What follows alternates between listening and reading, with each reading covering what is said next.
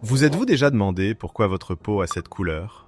Quel secret évolutionnaire elle recèle qui aurait même émerveillé Léonard de Vinci? Et qu'il existe 8 types de couleurs de peau différents? 1. Le teint noir absolu, le summum du bouclier naturel. Le teint noir absolu est l'apogée de la teneur en mélanine que l'évolution humaine a pu produire. La mélanine est un pigment naturel qui agit comme l'ultime bouclier anti-UV pour la peau. Il s'est développé intensément dans des régions comme l'Afrique équatoriale, où les rayons ultraviolets sont intenses toute l'année. Avec ce type de peau, la mélanine est produite en abondance, créant un aspect noir absolu, parfois teinté d'une nuance de vert ou de bleu en profondeur. Ce niveau de pigmentation protège l'ADN des cellules cutanées, minimisant le taux de mutation et réduisant le risque de cancer de la peau dû au rayonnement solaire. Dans un environnement d'exposition solaire intense, ce n'est pas seulement un avantage, mais une exigence de survie obligatoire. Le teint noir absolu démontre une efficacité supérieure à résister aux effets néfastes, maintenant l'intégrité structurelle de la peau sous un soleil implacable. Les groupes d'Afrique de l'Est, en particulier les groupes nilotiques, présentent ce phénotype le plus nettement. Cette teinte reflète une histoire d'adaptation prolongée à un soleil rigoureux, à la haute altitude et à un régime alimentaire varié. Plus important que son apparence impressionnante, il représente un équilibre évolutionnaire, une protection maximale contre les dommages causés par le soleil, tout en maintenant une relation physiologique saine avec l'environnement. 2. Le teint brun foncé, le bouclier flexible pour le monde élargi. Le teint brun foncé possède une teneur en mélanine légèrement inférieure à celle du teint noir absolu, mais offre toujours une protection puissante contre les rayons ultraviolets. Il apparaît sous la forme d'un brun profond, contenant souvent des nuances chaudes de jaune ou de rouge, communs chez les populations d'Afrique de l'Ouest et dans certaines parties de l'Asie du Sud. La richesse en mélanine aide à lutter contre les dommages à l'ADN, réduisant le potentiel de mutation et le cancer de la peau dans les environnements à forte exposition solaire. Simultanément, la densité de pigments, légèrement réduite par rapport au teint noir absolu, permet une synthèse accrue de vitamine D, offrant un avantage adaptatif supplémentaire dans les zones où le soleil est intense, mais variable selon les saisons ou l'humidité. L'intérêt de cette teinte de peau réside dans l'équilibre entre défense et flexibilité. Elle maintient l'endurance nécessaire pour résister à un soleil éclatant, tout en permettant au corps de réagir efficacement aux changements de climat, d'altitude ou de densité de la végétation. Ceci a rendu les populations avec un teint brun foncé particulièrement adaptables sur de vastes étendues équatoriales et subtropicales. Au fil des générations, l'interaction entre la protection robuste et la synthèse de vitamine D a façonné une teinte à la fois protectrice et polyvalente, assurant la survie dans des zones où l'intensité de l'ensoleillement est élevée, mais pas toujours constante. 3. Le teint brun à sa joue, l'outil polyvalent pour les régions tropicales. Cette teinte présente un brun profond, avec des nuances de rouge ou de cuivre distinctes. Elle se développe chez les populations vivant dans les régions tropicales et subtropicales, où le soleil est toujours fort, mais pas aussi extrême qu'à l'équateur. La quantité de mélanine y est suffisante pour protéger la peau des rayons UV nocifs, empêchant les coups de soleil rapides et minimisant le risque de dommages à long terme. Simultanément, elle est moins dense que les teintes les plus foncées, aidant à une synthèse de vitamine D plus efficace lorsque le soleil est présent, mais pas toujours à un niveau optimal.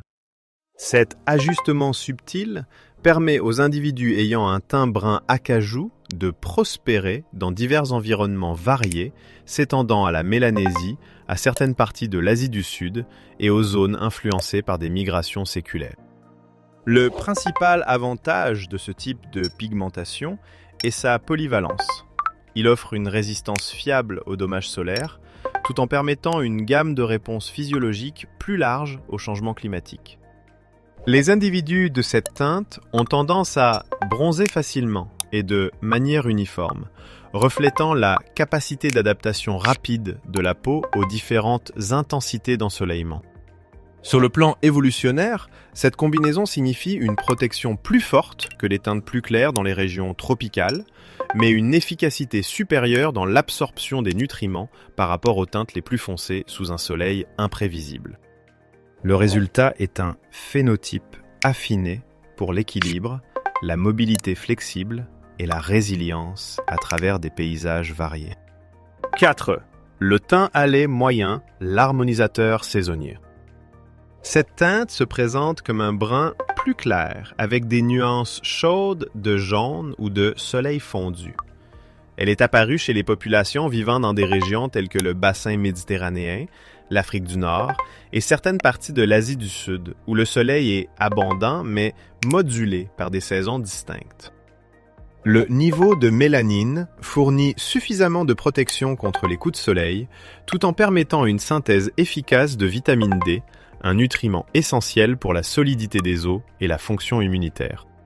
Cet équilibre reflète un ajustement évolutif au climat présentant à la fois une forte exposition solaire et des périodes de faible intensité. Une caractéristique intéressante de cette teinte est sa capacité à bronzer rapidement et uniformément sans risque significatif de coups de soleil, agissant comme une réponse dynamique au changement de niveau d'ensoleillement. Au fil des générations, cela a conféré un avantage aux populations vivant dans des environnements combinant des étés torrides avec des hivers frais et peu ensoleillés. L'adaptabilité du teint hâlé moyen a permis aux humains d'être en sécurité sous le soleil intense et de bien absorber les nutriments lorsque la lumière est plus faible. Cet équilibre illustre comment des changements subtils dans la distribution de la mélanine peuvent créer un phénotype affiné pour la résilience à travers des saisons contrastées et des paysages. 5.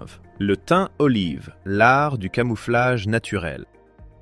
Le teint olive se distingue par un sous-ton neutre, mélangé à des nuances de vert, de jaune ou de gris, ce qui le rend souvent changeant selon la lumière. Cette adaptation est la plus courante en Europe du Sud, au Moyen-Orient, en Afrique du Nord et dans certaines régions de la cordillère des Andes. Le niveau de mélanine y est modéré, créant un équilibre entre la protection contre le soleil brûlant et la capacité de réaction lors des saisons plus froides ou nuageuses. Sa pigmentation est suffisante pour protéger des rayons UV, mais assez légère pour maintenir une synthèse efficace de vitamine D lorsque l'intensité solaire diminue. Cette caractéristique a conféré un avantage dans les zones à climat variable, où les populations doivent s'adapter à la fois aux étés ensoleillés et aux hivers froids et peu radiants. Un aspect remarquable du teint olive est son effet de camouflage. En raison de ses nuances neutres et flexiblement changeantes, il peut paraître plus foncé sous une lumière intense et plus clair à l'ombre, réduisant le risque de surexposition et aidant à maintenir un niveau de vitamine D constant. Les populations portant cette caractéristique vivent souvent aux carrefours continentaux, où la migration et le brassage sont constants, faisant de cette teinte un symbole à la fois d'adaptation et de diversité génétique. Sur le plan évolutionnaire, le phénotype olive est un modèle de flexibilité. Assez robuste pour résister aux dommages solaires, mais optimisé pour la survie dans les climats de transition, où les extrêmes de soleil et de froid alternent au cours de l'année. 6. Le teint beige chaud, le régulateur climatique. Le teint beige chaud se situe entre les tons brun clair et la peau claire, avec un sous-ton neutre pouvant être légèrement rose, jaune ou gris selon la génétique. Il est commun en Europe du Sud et de l'Est, dans certaines parties de l'Amérique latine et des régions de l'Asie de l'Ouest. Le niveau de mélanine y est inférieur au teint olive, offrant une protection solaire moindre, mais toujours supérieure aux peaux les plus claires. Cet équilibre s'est formé dans des environnements à cycles saisonniers marqués, où les populations sont confrontées à la fois à de longues périodes de faible ensoleillement et à des épisodes de soleil estival plus intenses. La peau doit s'ajuster efficacement à ces deux conditions. Ce qui rend cette teinte particulièrement avantageuse est sa capacité d'adaptation à une exposition UV modérée. Elle bronze relativement facilement, créant une couche protectrice pendant les mois ensoleillés, tandis que pendant les périodes plus froides ou moins lumineuses, elle permet une plus grande absorption des ultraviolets pour la production de vitamine D. Cette réponse flexible réduit le risque de maladies liées aux carences, comme le rachitisme dans les populations vivant loin de l'équateur. Au fil des siècles, le teint beige chaud s'est répandu le long des couloirs migratoires reliant les climats nordiques et méridionaux, en faisant à la fois une solution évolutive pratique et une marque du mouvement humain à travers les paysages de transition. 7. Le teint clair, le maître de l'optimisation de la lumière. Le teint clair contient une quantité de mélanine relativement faible, créant une apparence beige pâle ou rosée. Cette teinte s'est principalement développée en Europe centrale et du Nord, où la lumière du soleil est limitée pendant la majeure partie de l'année. Avec moins de mélanine agissant comme une barrière, la peau absorbe les rayons ultraviolets plus efficacement, ce qui stimule la production de vitamine D.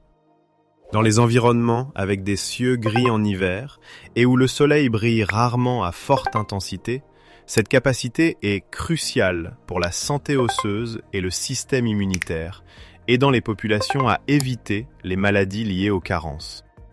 L'avantage évolutionnaire du teint clair réside dans l'efficacité plutôt que dans la protection. Bien qu'il brûle plus facilement sous un soleil intense, il optimise la synthèse de vitamine D dans les conditions de faible exposition lumineuse. Cet équilibre assure la survie dans les climats où le maintien d'un système osseux solide est plus important que la résistance à un rayonnement ultraviolet rigoureux. Au fil des générations, cette adaptation a permis aux communautés des latitudes nordiques de prospérer malgré les hivers longs et sombres, faisant du teint clair un exemple flagrant de la façon dont le corps affine la pigmentation pour correspondre au niveau de lumière de l'environnement. 8. Le teint très clair, l'art d'exploiter la lumière rare. Le teint très clair représente la concentration de mélanine la plus faible dans le spectre des couleurs de peau humaine. Il apparaît sous une forme blanc laiteux ou translucide, permettant souvent de distinguer les veines sous la surface. Ce phénotype s'est développé en Europe du Nord, en particulier chez les populations irlandaises, scandinaves et baltes, où la lumière du soleil est rare pendant la majeure partie de l'année. Dans de tels environnements à faible luminosité, une production élevée de mélanine bloquerait la quantité infime de rayonnement disponible. En réduisant la pigmentation, le teint très clair assure une absorption maximale des UV, ce qui permet à son tour une production optimale de vitamine D, une défense essentielle contre les maladies d'assouplissement des os comme le rachitisme. La force évolutive de cette teinte réside dans son efficacité extrême à exploiter la lumière minimale. Bien qu'elle soit extrêmement sujette aux coups de soleil sous un soleil fort, cette vulnérabilité n'est pas un désavantage dans les régions où le ciel est souvent couvert et l'exposition aux UV est faible. Au lieu de cela, c'est devenu un mécanisme de survie, garantissant que même la plus petite quantité de rayonnement peut être convertie en nutriments essentiels pour des os solides et une progéniture saine. Cette adaptation reflète la manière dont les populations humaines se sont précisément ajustées aux environnements glaciaires et post-glaciaires, où la prospérité dépend de l'utilisation maximale de chaque rayon de lumière disponible. Ne vous contentez pas d'observer le monde, abonnez-vous à la chaîne pour le comprendre et découvrir d'autres faits incroyables et passionnants. Et si vous êtes déjà abonné, bienvenue chez vous.